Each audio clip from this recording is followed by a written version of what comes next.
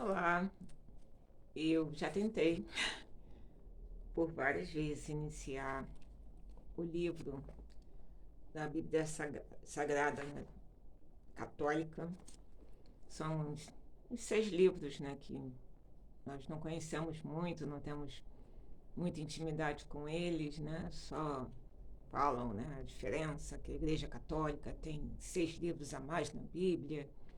Então, fiquei tocada de mais uma vez iniciar essa leitura. Então, vou começar aqui pelo livro de Tobias. Confesso a vocês que, a não ser Tobias, o início eu comecei a ler e cheguei a gravar e parei, mas de uma certa forma eu nunca o li completamente. Então, vamos fazer isso juntos. Livro de Tobias. Vida exemplar de Tobit, pai de Tobias. Tobit, da tribo e da cidade de Neftali, situada na Galiléia, superior, acima de Naso, atrás do caminho do ocidente, tendo à esquerda a cidade de Sefete, foi levado para o cativeiro no tempo de Salmanasar, rei dos assírios. Embora cativo, ele não abandonou o caminho da verdade. Tudo aquilo de que podia dispor, distribuía cada dia a seus irmãos de raça, que partilhavam com ele sua sorte de cativo. Embora fosse ele o mais jovem da tribo de Neftali, seu proceder nada tinha de pueril. Por isso, enquanto todos eles iam adorar os bezerros de ouro que o rei de Israel, Jeroboão, tinha feito, só ele fugia da companhia de todos e dirigia-se ao templo do Senhor em Jerusalém, onde adorava o Senhor, Deus de Israel, oferecendo fielmente as primícias e os dízimos de todos os seus bens. De 3 em 3 anos, dava aos prosélios e aos estrangeiros todo o seu dízimo. Esta e outras práticas semelhantes da lei de Deus tinha observado desde a sua infância.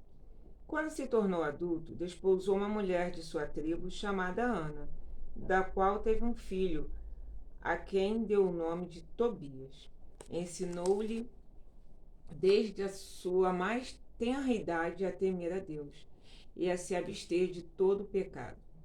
Desse modo, quando chegou com sua mulher e seu filho como cativo no meio de sua tribo, a cidade de Nínive, embora todos os outros comessem dos alimentos dos pagãos, guardou sua alma pura e jamais contraiu mancha alguma com seus alimentos.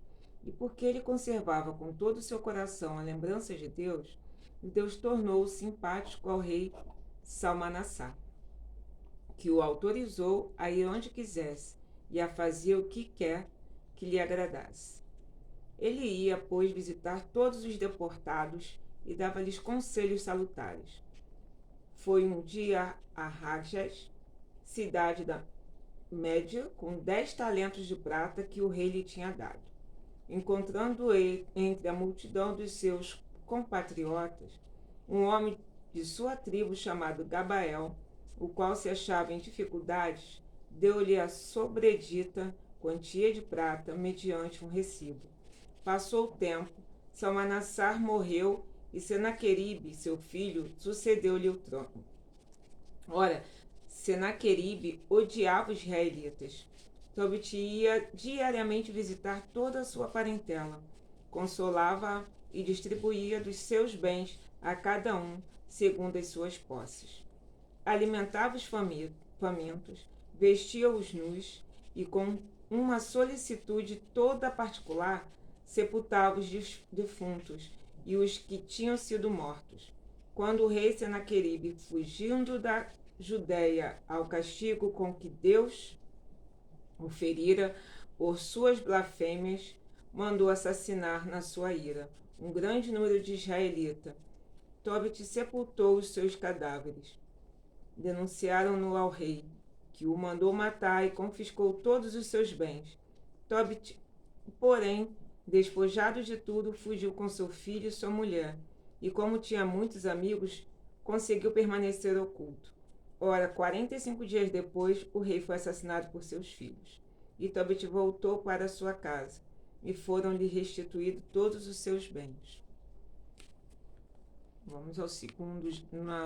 No outro, na tentativa anterior, ficava-se o segundo para que vocês lessem, né? Mas eu estou interessada em ler, então vamos continuar.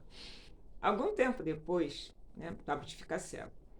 Algum tempo depois, num dia de festa religiosa, foi preparado um grande banquete na casa de todos. Ele disse então ao seu filho: vai buscar alguns homens piedosos de nossa tribo para comerem conosco. Ele saiu, mas logo voltou, anunciando ao pai que um dos filhos de Israel jazia degolado na praça. Tobit levantou-se imediatamente da mesa, sem nada haver comido, e foi aonde estava o cadáver. Tomou e o levou clandestinamente para sua casa, a fim de sepultá-lo com cuidado depois do sol posto. Nossa, e eu estou começando a ler isso na véspera do Dia dos Finados. Né? Ah, mistério! Tendo escondido o cadáver, começou a comer com pranto e tremor, lembrando-se do oráculo que o Senhor tinha pronunciado pela boca do profeta Amós. Vossas festas mudar-se-ão em luto e lamentações. Quando o sol se pôs, ele foi e o sepultou. Seus vizinhos criticavam-no unanimemente. Já uma vez ordenaram que te matassem, precisamente por isso, e mal escapaste dessa sentença de morte, recomeças a enterrar os cadáveres. Mas Tobit temia mais a Deus que ao rei, e continuava a levar para sua casa os corpos daqueles que eram assassinados, onde os escondia e os inumava durante a noite. Ora, aconteceu que um dia, cansado desse trabalho, voltou para sua casa e deitou-se junto à parede, onde adormeceu. Enquanto dormia, caiu-lhe de um ninho de andorinhas esterco quente nos olhos, e ele tornou-se cego. Deus permitiu que lhe acontecesse essa prova, para que a sua paciência, como a do santo homem Jó, servisse de exemplo à posteridade. Como havia sempre temido a Deus desde a sua infância e guardado seus mandamentos, ele não se afligiu, nem murmurou contra Deus por ter sido atingido pela cegueira, mas perseverou firme no temor a Deus e continuou a dar-lhe graças em todos os dias de sua vida.